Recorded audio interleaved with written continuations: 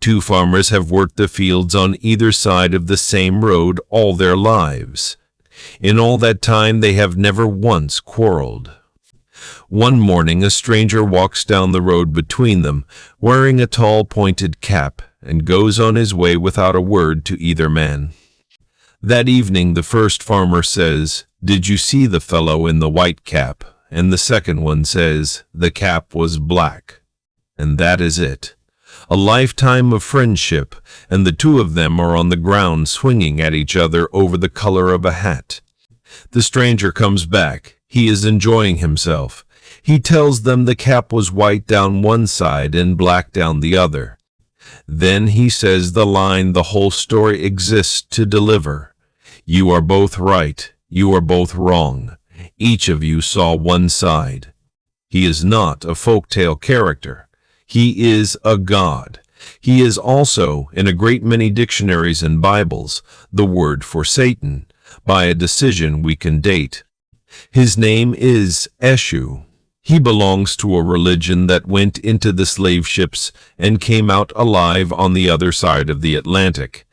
The Yoruba, southwest Nigeria, running across into Benin and Togo, and better than 50 million people. The powers they actually deal with are called the Orisha.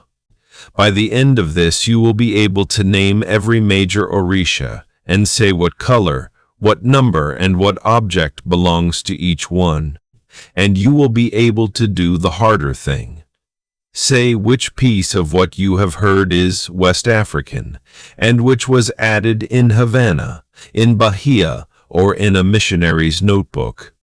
Because those are three different things, and the failure to keep them apart is why this tradition gets described wrongly more often than almost any other. There is a bundle of images that arrives in most heads at the word voodoo: pins pushed into a cloth doll, a zombie, drums somewhere in the dark. Take the doll first, because it falls apart fastest. Effigies stuck with pins are not a feature of Haitian Vodou, and not a feature of Louisiana Voodoo either. They are European.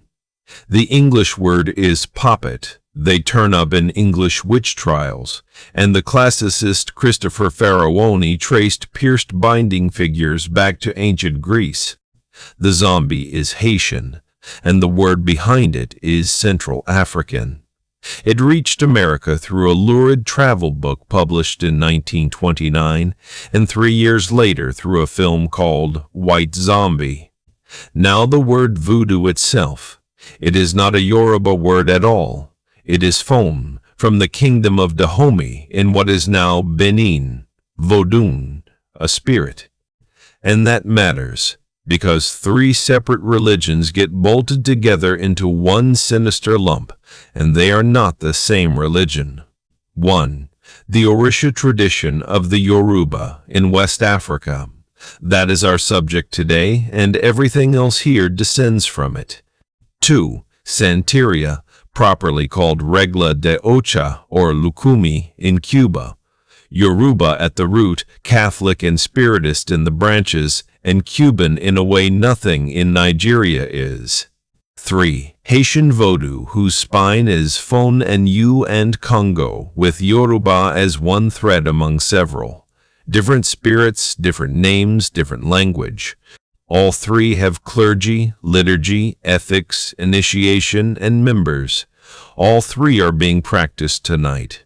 None of them is a horror film prop. One piece of housekeeping. Yoruba is written with dots under certain letters and marks over the vowels, and both of those change what a word means. None of that survives a video title. So I am saying the names as they are said and spelling them plain, and that is a compromise, not a standard. And here is the thing that governs everything that follows.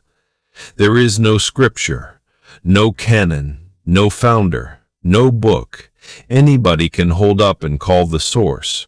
What there is instead is a divination system, and the divination system is the library.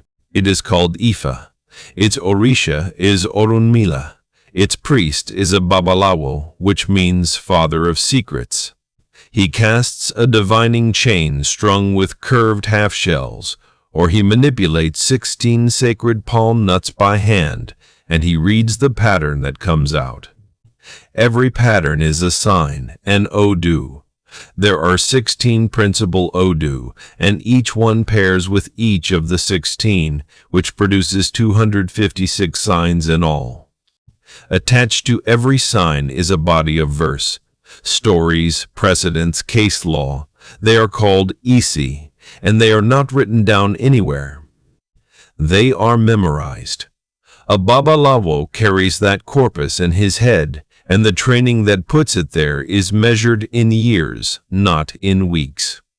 So here is the load-bearing point of this whole episode.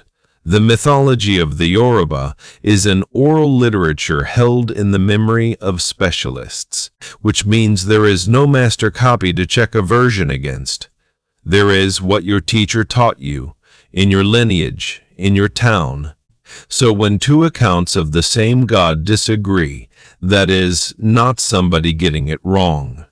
That is the architecture working exactly as designed. And it has a consequence that catches almost everybody out. The moment somebody writes it down, one version stops moving and starts being the version. So look at who did the writing. The first vocabulary of the language was a missionary project. The first great history of the Yoruba was written by a pastor, Samuel Johnson. The most influential 20th century book on the Supreme Being was written by a Christian theologian, Bolaji Idau, who described the whole system as a diffused monotheism. That is a phrase out of theology, not out of Ifa. And the anthropologist John Peel argued that the idea of a single Yoruba people came into focus through the mission encounter itself. So handle the tidy diagram carefully. One supreme God on top, a rank of Orisha underneath, everything in its box. Some of that shape is the shape of the paper. That is not the same as saying it was invented.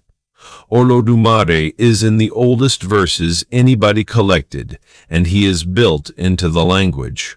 The neatness is what should make you careful. So, Olodumare, also called Olorun, owner of the sky, and Olofin, the supreme being, the source of everything that exists. And here is what is strange about him if you have come from a scripture religion. Almost no temples, almost no priesthood, almost no festivals of his own. He is not neglected. He is simply not the department you go to. Yoruba speech is full of him. Yoruba ritual is not aimed at him. What comes down from him is ace, and ace is the hardest word here to put into English. It is the force that makes things happen. And the Orisha are the places where ase is concentrated enough that a human being can deal with it directly. Some of them were never human. The Irun Mole, the primordial ones who came down at the beginning. Others were people, remembered so long that the memory hardened into a god. Eshu. Also, Ilegba or Ilegbara.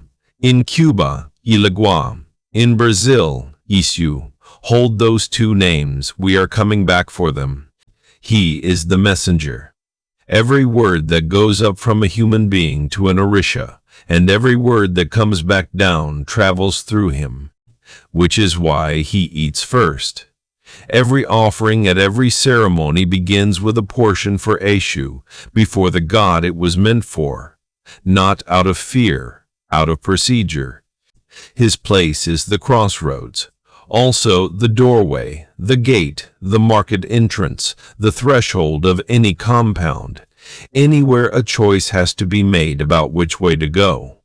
His shrine is often a single rough lump of red laterite set into the ground at the entrance, sometimes with cowrie shells pressed in for eyes and mouth.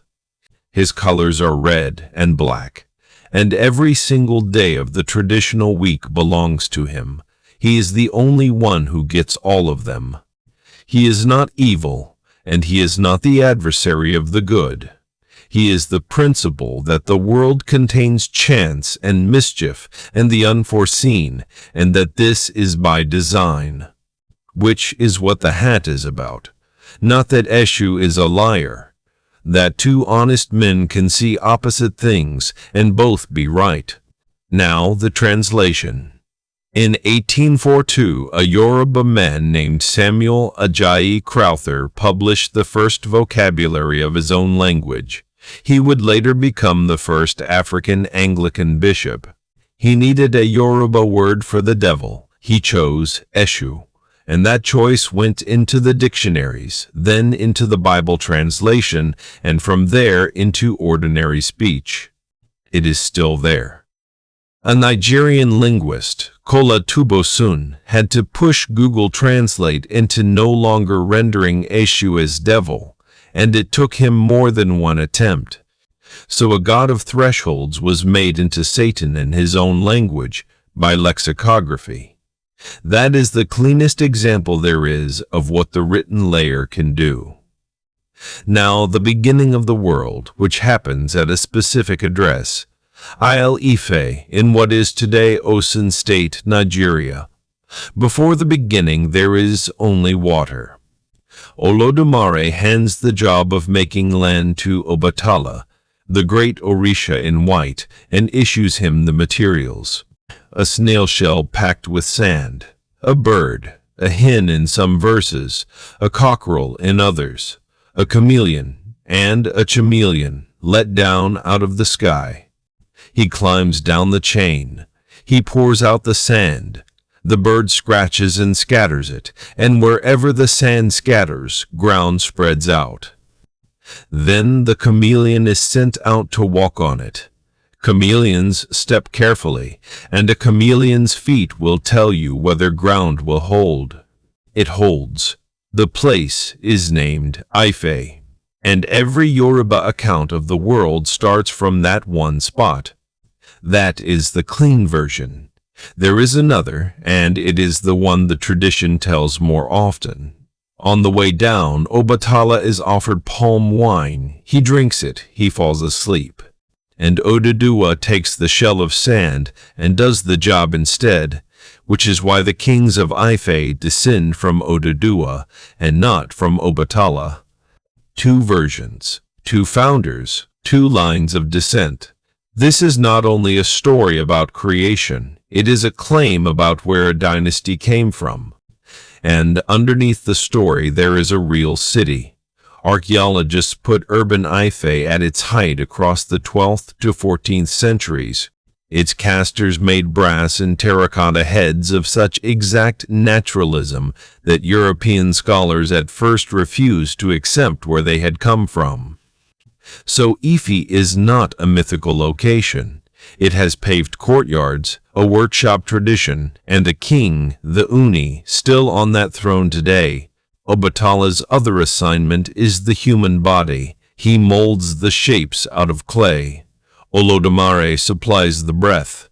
And in the version everybody remembers, the palm wine gets him a second time. He works drunk. Some of the bodies come out different, bent, blind, albino, made unlike the others, and when he sobers up he sees what he has done. And the tradition does not call those people cursed, it makes them his. Obatala becomes their patron personally, and an offense against them is an offense against him. And he never touches palm wine again. It is his standing prohibition, and it is his devotees' prohibition too. A god who made a mistake and then spent eternity as the guardian of the people it landed on. There are not many stories like that anywhere. Ori means head, but it means the inner head, the self that existed before you were born and will go on existing afterwards. Because in this system you chose your own destiny. Kneeling in heaven before you came down, you picked it yourself. And then you came through and forgot what you had picked. Every one of us did. So your own Ori is, in practice, the Orisha closest to you, which tells you what divination is actually for. Ifa is not a fortune-telling machine. It is a way of asking what you agreed to and whether you are anywhere near it. Obatala, king of white cloth, eldest of them. White, absolutely and only white, his cloth, his beads, his chalk, his food. Cool-headed, where the others run hot. Patron of the disabled, of the albino, of anyone made differently. His day is Sunday. Palm wine, never. In Cuba, he is Obatala, matched to Our Lady of Mercy. In Brazil, he is Oxala, matched to Our Lord of Bonfim, and half of Bahia turns out for him dressed in white. Shango, thunder and lightning, fire, drums, and he was a man. Tradition makes him an early Alafin of Oyo, and the king lists cannot agree whether he was the third or the fourth. He took the throne from his brother Ajaka. He fought, he overreached, and by most accounts he lost the room, walked out, and hanged himself at a place called Koso. His followers refused it. Their denial became a cry, and then a shrine name, Oba Koso. The king did not hang, so he has no grave. He has a storm. When lightning takes a roof off in Oyo country, that is not weather. That is a specific dead king. His emblem is the Osh, a wooden double-headed axe, often carved as a kneeling woman carrying it on her head. His colors are red and white. Smooth stone axes turned up out of the ground are gathered as Edun Ara, thunderstones, understood as his bolts. He is drummed with bata drums, and a wooden mortar is his seat. In Cuba, he is Shango, and he was matched to Saint Barbara, a male thunder king mapped onto a female Catholic saint, both of them dressed in red. That mapping is Cuban. It happened in Cuba, to people in Cuba, for reasons that were Cuban. It is not a fact about Shango in Oyo. Oya, Shango's wife and nobody's possession. She is the wind that arrives ahead of the storm, the gust that strips a roof while the rain is still a mile out. She is also the Niger. The Yoruba name for that river is Odo Oya, Oya's river, and it is one of the great waterways of the continent. Her epithet is Iansan, read as Mother of Nine, and that count runs through everything of hers. Her cloths, her offerings, the arithmetic of her rites. Her emblems are the horse-tail switch with its beaded handle, the buffalo she can turn into, and the blade. Her colors are maroon and purple and a riot of others together. And she stands at the cemetery gate. She holds an authority over the ancestral dead that the other Orisha do not have, which is why she belongs with the masquerades. Ogun, iron. In the verses, when the Orisha first came down, the world was choked with bush, and none of them could get through it. Ogun took a blade of iron and cut the road himself. His title is Osun Imole, first of the Orisha to reach the earth. He is the one who opens the way. His emblems are iron itself, the dog, the machete, and a fringe of shredded palm frond called mariwo. Green and black are his colors, and he did not stop when the Iron Age did.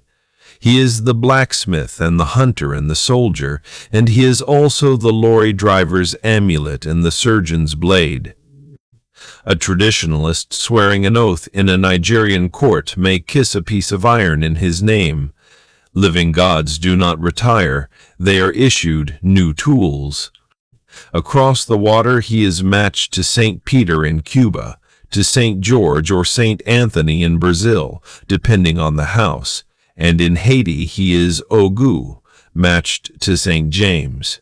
Oshun, and start where she actually is, because she is a place. The Osun River rises in the hills and runs down through the town of Osogbo. On its bank stands the Osun Osogbo Sacred Grove, dense forest full of shrines and sculpture, and one of the last groves of its kind left standing in Yoruba land. It nearly went. An Austrian artist, Suzanne Winger, settled there and spent the rest of her life rebuilding the shrines. UNESCO listed the grove in 2005. Her metal is brass. Her colors are yellow and gold. Her number is 5. Her emblems are the brass hand fan, the mirror, and honey.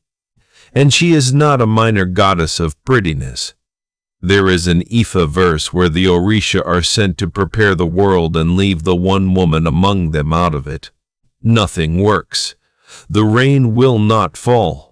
They are told plainly that without her none of it functions, and they have to go back and apologize. In Cuba, she is Oshun, matched to Our Lady of Charity of El Cobre, who is the patron saint of the entire country. That is how deep this went. Yemoja. The name unpacks to something close to mother whose children are fish, and in Nigeria she is fresh water, a river goddess of the Ogun River, not the ocean. Hold that. Her colors are blue and white, her number is 7, and her emblems are cowrie shells, sea stones, and the moon. Now watch the Atlantic act on her. She goes across as a river and arrives as the sea. In Cuba, Yemoja, owner of the ocean, matched to Our Lady of Regla. In Brazil, Iemonja, Queen of the Sea, matched to Our Lady of the Navigators. On New Year's Eve, people wade into the surf at Copacabana carrying white flowers for her. That change is not a corruption. It is what a religion does when the people carrying it are put onto ships and the river is gone. Orunmila. The Orisha of Ifa, and the reason we have already met him. His title is Ileri Ipin, Witness to Destiny. His beads are green and yellow. He was present when every human being knelt and chose. He was not the one choosing, he was watching, which is precisely why he can be asked. Babalu, I. Also Sapona, also Omolu. The earth and what comes up out of it, including disease, smallpox above everything. His true name is avoided. He is addressed by praise names instead, and one of them means, roughly, the one who kills and is thanked for it. He wears sackcloth and a raffia fringe and carries a broom, and the colonial government criminalized his worship outright after his priests were accused of spreading the disease they treated. Whether that accusation was sound is still argued about. What is not argued is that a colonial state made a religion illegal, and the religion carried on anyway.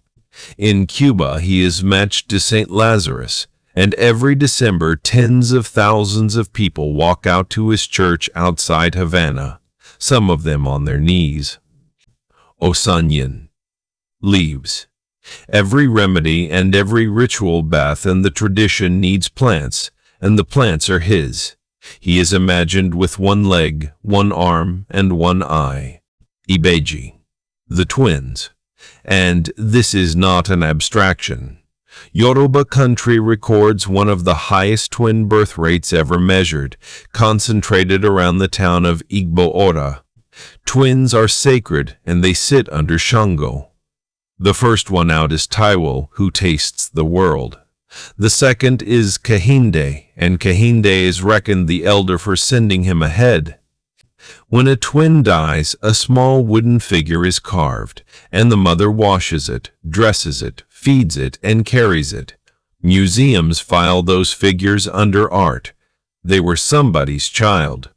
And there are more. Oshosi the hunter with his bow, Olokun, the deep sea, Orisha Oko, the farm, Erinle, Age, wealth. Every town keeps its own. So how many are there? The commonest idiom you will hear is 400, and then one more. Other lineages count differently. The extra one is the whole point of the formula. It is a device for keeping the list open. Whatever you have counted, you have not finished counting. And in practice, nobody serves all of them. You have one, inherited through your family or identified for you by divination when you were small. The relationship is closer to a contract than to devotion. You keep the prohibitions, you wear the colors on the right day, you bring what the verses specify. In return, you are looked after. When something goes wrong, you go to the Babalawo. He casts, he reads the Odu, and he prescribes Ibo, an offering, an action, or a change in how you are behaving. And offering does not mean only blood. Far more often it is kola nuts, water, honey, palm oil, gin, cloth, or something you are simply told to give up. The dead are inside the system too.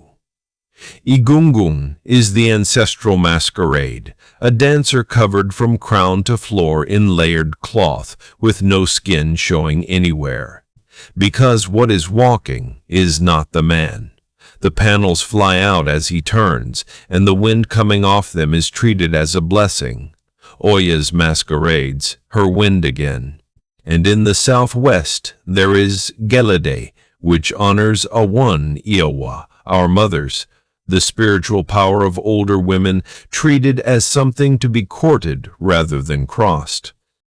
All of this also sits inside families that are Muslim and Christian. A Nigerian household can hold several of these at once, and a great many of them do. Now the crossing. Yoruba speakers went into the Atlantic trade in very large numbers, late in the 19th century, after the Oyo Empire came apart. In Cuba, colonial law let Africans organize into cabildos, mutual aid societies grouped by nation. Those societies became the houses of Regla de Ocha and the Saints. Every Orisha there acquired a Catholic counterpart. Scholars split on the reason: cover from the authorities, or genuine identification, or a route into respectability. Say it plainly. The saint pairings are American. They are a fact about Havana and Bahia. There is no Saint Barbara standing behind Shango in Oyo, and there never was. In Brazil, the tradition is candomble, organized into nations. Ketu and Nago carrying the Yoruba lines, JJ carrying the Fun, Angola carrying the Congo, kept deliberately separate. And it is fought over in open court. In 1993, the United States Supreme Court ruled unanimously for a Santeria church in Florida, whose city had legislated to shut it down, which is the tense all of this belongs in. Present. Ifa is being cast this week. The Osun Festival will fill Osogbo again this August. Someone is being initiated tonight in Lagos, or Havana, or Salvador, or Brooklyn, and the verses are being recited from memory, exactly as they always were. Which brings us back to the road, and the two farmers, and the cap. Almost everything you had ever been told about this was a view from one side of it.